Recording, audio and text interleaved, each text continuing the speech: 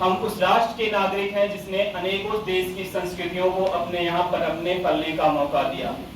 हम उस राष्ट्र के नागरिक हैं जिसने अपना तो क्या ब्रह्मांड का भूगोल सबसे पहले बताया। ऐसा नहीं है कि 70 साल पहले जब हमारा देश आजाद हुआ तो यहाँ पे लोकतंत्र आया या राष्ट्र बना। हमारे जो लोकतंत्र की बात है या राष्ट्र की बात है, ये वैदिक काल से चलती आई है।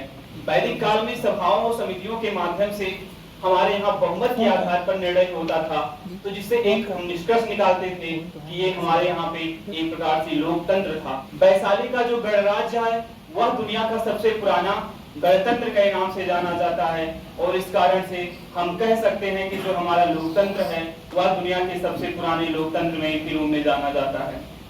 28 अक्टूबर 1951 को डॉक्टर अंबेडकर जी ने कहा था कि जो लोकतंत्र आज हमारा है ये हमारे लिए नया नहीं है।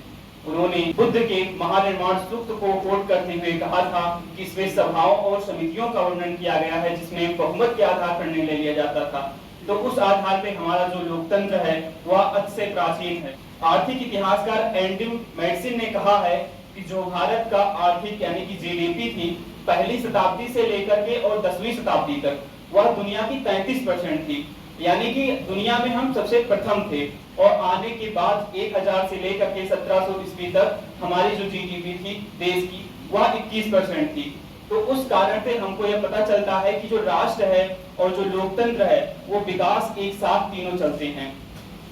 इस कारण से जो लोकतंत्र है वह हमारे यहाँ ऐसा लगता है कि सदियों से आया है, क्योंकि हमारी जो आर्थिक स्थिति थी प्राचीन समय में वह सर्वोत्तम थी और अंग्रेजों का शासन था। उस समय हमारी जीडीपी एकदम से ध्वस्त हो चुकी थी।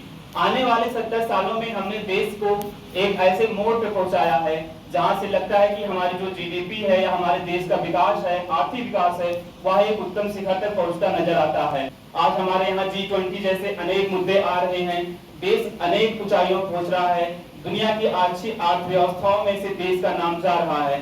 तो एक प्रकार से हम कह सकते हैं कि जो लोकतंत्र है कहीं भी किसी भी दुनिया में मजबूत होगा तो प्राचीन काल भारत की तरह वह विश्व में नाम करेगा। हमारा देश वही है जिसने आज फिर से लोकतंत्र की एक प्रथम सीढ़ी को चढ़ते हुए शुरू कर दिया है और हमारा देश पुनः अपने उसी परम वैभव को प्राप्त करते हुए आगे बढ़ रहा है। परम वही भवन ने तुम्हें तस्वराशम समर्था भवत्वा सिसादेविषम। जब हमारा लोकतंत्र अपनी प्राचीन विरासतों को लेकर आगे बढ़ेगा, दुनिया के सामने एक अच्छा अवसर होगा, वह इस देश से सीखे कुछ और अनेक प्रकार की समस्याओं से समाधान कैसे होगा ये हमारा देश बताएगा। धन्यवाद।